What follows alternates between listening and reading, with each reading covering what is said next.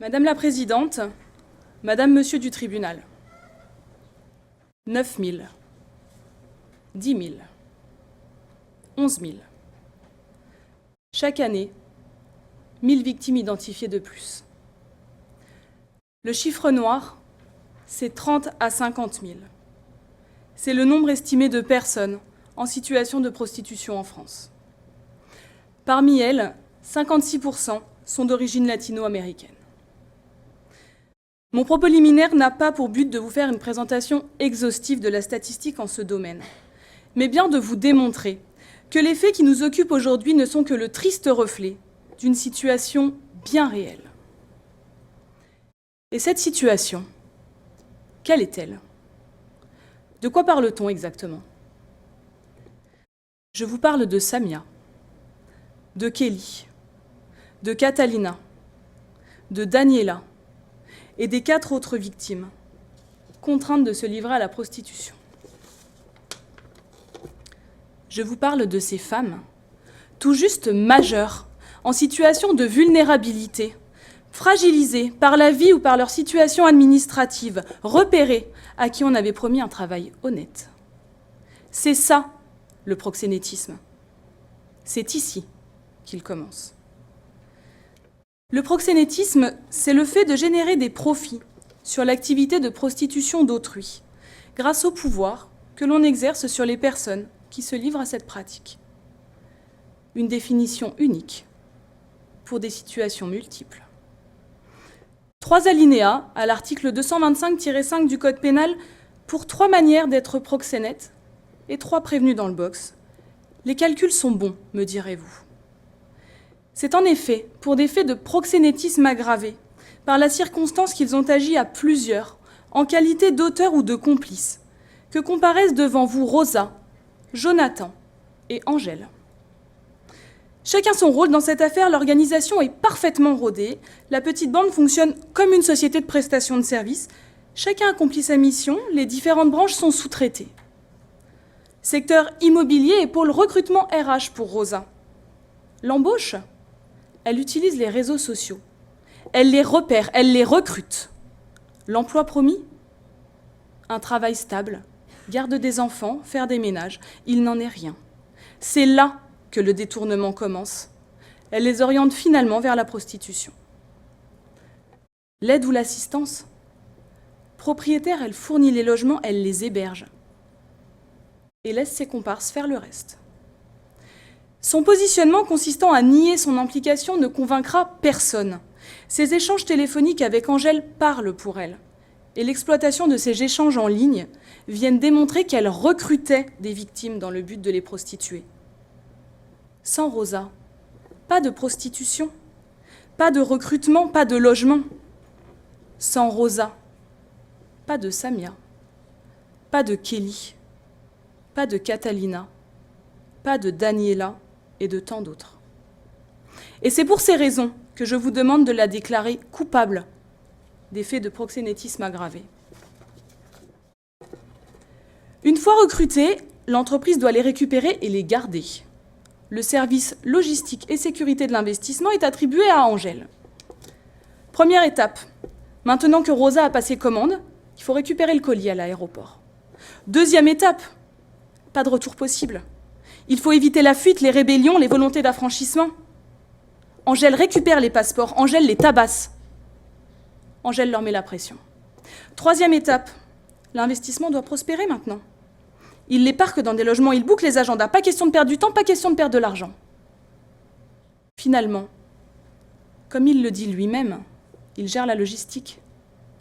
Oui, Angèle est un logisticien. Angèle est un logisticien violent. Angèle est un proxénète. Et c'est pour ça que je vous demande de le déclarer coupable des faits de proxénétisme aggravé. Enfin, les secteurs sanitaires et restauration sont dévolus à Jonathan. Le quotidien, c'est lui qui s'en occupe. Il faut nourrir les filles, il faut les protéger, mais uniquement des MST. Chaque jour, il leur fournit des préservatifs et leur apporte des plateaux repas. Par sympathie? Non. Par goût du profit. Parce que dans sa fiche de poste, il doit aussi récupérer l'argent des passes 2 fois par jour. Il apparaît que pour lui, se contenter de livrer les courses, ce n'est pas du proxénétisme. Alors que précisément, il les aide, il les assiste, il récupère le fruit de leur travail. C'est ça le proxénétisme. Vous l'aurez compris, je vous demande de le déclarer coupable, comme ses co-auteurs, des faits de proxénétisme aggravé. Et tout ça pourquoi ? Pour le profit. Il faut que l'entreprise soit rentable, qu'elle ne connaisse pas la crise, il faut vendre le produit. Oui, le produit. Puisque c'est ce à quoi les victimes sont réduites. Un produit de consommation courante, promu et vendu en ligne. Vive la société de consommation, le proxénète fonctionne comme un magasin Ikea ou un vendeur de chats sur le Bon Coin. Ouvrez le catalogue et choisissez le produit. Avec ou sans poils ? Yeux bleus ou yeux verts ? Produit local ou colombien ? Et maintenant, faites le calcul. 15 passes par jour selon certaines victimes, environ 100 € les 30 minutes, soit une moyenne de 1 600 € par jour et par fille. Et les jours passent, les clients payent en cash. Les jours deviennent des semaines, les semaines deviennent des mois de passe, des mois à cash que Jonathan récupère. Une entreprise lucrative ? Mais à quel prix ? Le prix est à la fois pour les auteurs et pour les victimes. Rosa, Angèle et Jonathan encourent chacun une peine de 10 ans d'emprisonnement. Mais ne vous y méprenez pas. La peine que je vais requérir tient compte d'abord du prix payé par les victimes. Imaginez ces jeunes femmes débarquer à l'aéroport, être privées de leurs rêves et de leur passeport, puis conduites dans un appartement. Ressentez leur espoir s'évanouir quand Jonathan vient prendre l'argent des passes 2 fois par jour. Entendez-vous leurs cris de détresse quand Angèle les frappe et les contraint à se prostituer ? Non, personne ne les entend. Certaines d'entre elles ne déposent pas plainte. Leur absence à l'audience reflète leur silence. Le proxénétisme se modernise, il s'invisibilise. La prostitution, ce n'est pas que l'image de ces filles dans la rue ou au bois de Boulogne. 84%. 84%, c'est le nombre de victimes dites logées. C'est le nombre qui représente la prostitution clandestine, invisible, cachée dans un appartement ou un bus de tourisme. Victimes plus faciles, protection entravée, répression plus complexe. Ces victimes, ce pourraient être vos voisines, ce pourraient être vos locataires. Alors face à ces difficultés, la justice doit les réprimer encore plus fermement. Insistons sur la gravité des faits. À chacun son rôle, à chacun son histoire, et à chacun sa peine. Si aucun des 3 prévenus n'a de casier judiciaire, il n'en demeure pas moins que leurs situations doivent être distinguées. S'agissant de Rosa, cette histoire, elle la connaît déjà. C'est la sienne. Rosa est une ancienne prostituée. Comment s'en est-elle sortie ? En se mettant à son tour à recruter et à exploiter des femmes, parce que si une autre esclave prend sa place, alors Rosa peut souffler, Rosa peut s'en tirer. Bien sûr, la situation de Rosa est complexe, à la fois victime et auteur. Mais est-ce que son histoire doit lui permettre d'échapper à sa responsabilité ? Certainement pas. Rosa pouvait les aider. Elle les a enfoncés. C'est parce que Rosa est une femme que les victimes lui ont fait confiance. Victime devenue bourreau, je vous demande de prononcer à son encontre une peine de 4 ans d'emprisonnement, dont 12 mois assortis du sursis simple, avec maintien en détention. Jonathan, ensuite, a sciemment caché des informations. Les victimes étaient exploitées depuis plusieurs mois. Elles étaient en situation de précarité à leur arrivée sur le territoire. Et elles sont jeunes.